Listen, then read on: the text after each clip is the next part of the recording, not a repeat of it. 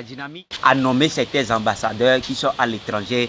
Quels seront leurs travaux face aux Togolais en ce moment?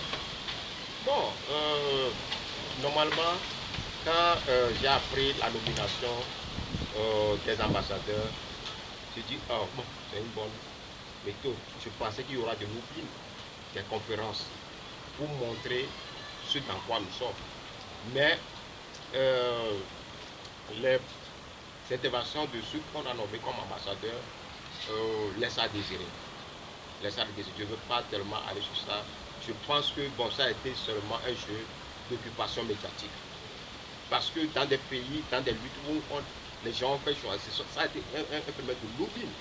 Parce que il faudrait, pour pouvoir faire partir un dictateur, on retourne l'opinion des soutiens des politiques de ce dictateur-là contre eux. En France, il faudrait amener l'opinion française à comprendre qu'il y a quelque chose qui n'est pas réellement au Togo, que leurs politiques sont complices et des meurtres, de la corruption au Togo, en Allemagne, ainsi de suite. Et c'est un travail de lobby qu'on fait. On mobilise les intellectuels, la société civile, les avocats, etc. Donc, mais quand on voit les directs de nos ambassadeurs, qu'il y a beaucoup de choses à dire sur ça.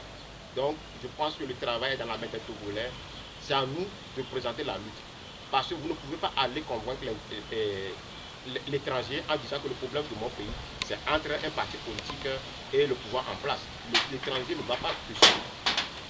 C'est-à-dire, c'est sa capacité à montrer le problème, comment la dictature a la même mise sur votre pays.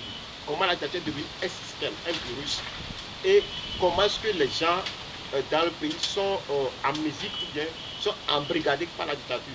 C'est tout cet ensemble-là que tu vas expliquer à la personne, que la personne sera, va vous encore. Parce que les gens savent ce qu'elle appelle une dictature. Une dictature, ce n'est pas quelque chose d'extra. C'est la dégénérescence ou bien c'est la mal-organisation sociale.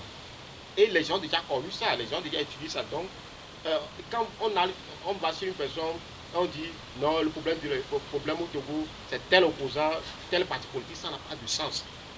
Donc il va falloir que nous arrivons à vendre notre lutte, à voir comment nous pouvons gagner l'opinion internationale à notre cause.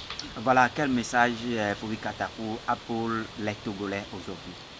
Le message que j'ai pour les Togolais, un peu gagne toujours.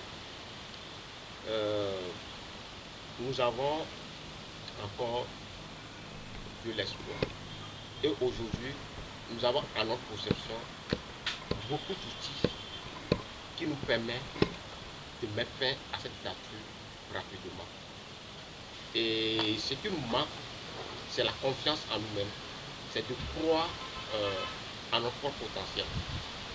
Chaque Togolais, dans son secteur, dans son quartier, peut faire quelque chose. Et quand nous en avions un peu sur cette partie de août jusqu'au 20 décembre 2018, je pense que nous pouvons faire mieux plus que ça. Si tous les groupes socio-professionnels s'engagent réellement, quand quelque chose arrive à un frère, il va falloir que ça nous touche. Parce qu'aujourd'hui, quand on arrête l'autre, dans une dictature, on n'a pas écrit sur le front de quelqu'un que lui là, il ne sera pas jamais victime de la barbarie ou bien de l'injustice. Nous sommes tous des victimes potentielles. Je dis que quand quelque chose arrive à un frère, nous devons nous mobiliser pour dire ça suffit maintenant. Et il va falloir que nous donnons espoir aux artistes. Dans une lutte, l'art est quelque chose qui est très fondamental pour le changement social. Or, dans notre lutte, nous avons tendance à ignorer ce côté-là. Comment il faut redonner l'espoir aux artistes togolais. Comment il faut amener les artistes togolais à produire des œuvres de changement mental. Est-ce qu'il faut lancer un fonds pour pousser les artistes togolais à produire des œuvres pour permettre aux jeunes de s'approprier de la lutte? Parce que nous voyons que sur le champ musical de l'art au Togo, le système est en train de produire des œuvres d'endormissement. Et on dit qu'une œuvre d'un artiste est comme de plus d'1 million de tracts. Est-ce que nous allons laisser ce champ libre à nos professeurs Il va falloir que nous réfléchissions sur ça. Et je dis cette chose. Quand un pays doit changer, ce sont les jeunes qui décident. L'Amérique, on parle de l'Amérique aujourd'hui. Ça a été une construction des jeunes. Le plus vieux a 65 ans, les autres ont moins de 30 ans. C'est eux qui sont mobilisés pour pouvoir bâtir l'Amérique.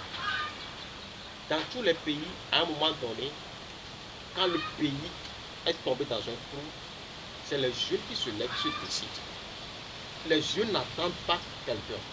Nous devons opérer de nos vies, nous devons risquer notre liberté pour pouvoir oser inventer l'avenir du Togo. Ce n'est pas parce que les leaders sont corrompus, ce n'est pas parce que les leaders sont ci, et que nous, jeunes, nous devons dormir, nous devons nous résigner. La jeunesse qui se cache derrière les alibis de leaders et qui prétend que lui va sortir sa tête du trou, que sa propre tombe. Il n'y a pas de liberté en pensant qu'une fois en quittant le Togo, nous on va venir construire une maison, acheter une voiture et faire le libertinage sexuel et on sera libre. En rentrant au Togo, tu peux faire une crise. Quand tu fais une crise dans la nuit à 23h bien à 2h du matin, quelle ambulance viendra te chercher? Malgré que tu as accumulé des richesses, tu es revenu au Togo, tu es dans ta maison, dans ton étage, tu as des voitures chez soi. Ton enfant rentrant au Togo peut faire l'accident.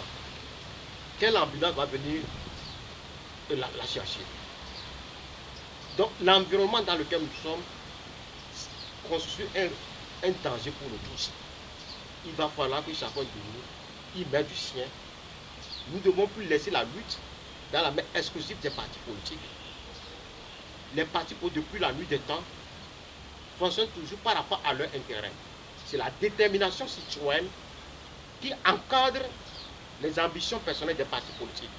C'est la détermination citoyenne qui impose la règle aux partis politiques.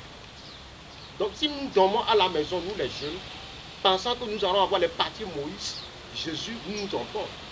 C'est notre descente sur le terrain, c'est notre mobilisation, détermination, notre volonté à mettre ceci dehors et à reconstruire ce pays qui va mettre tous les partis au pas et qu'après ceci, tous les partis politiques, les leaders qui vont venir, ne peuvent faire que notre volonté. Donc la balle est dans la main de nous les jeunes. Nous le pouvons, les autres jeunes ont fait.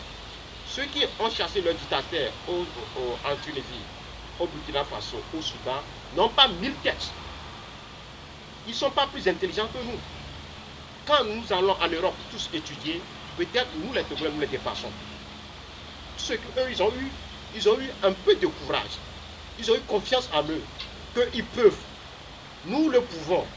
Osons inventer l'avenir du Togo maintenant, nous les jeunes. Merci Fori Katako. Oui.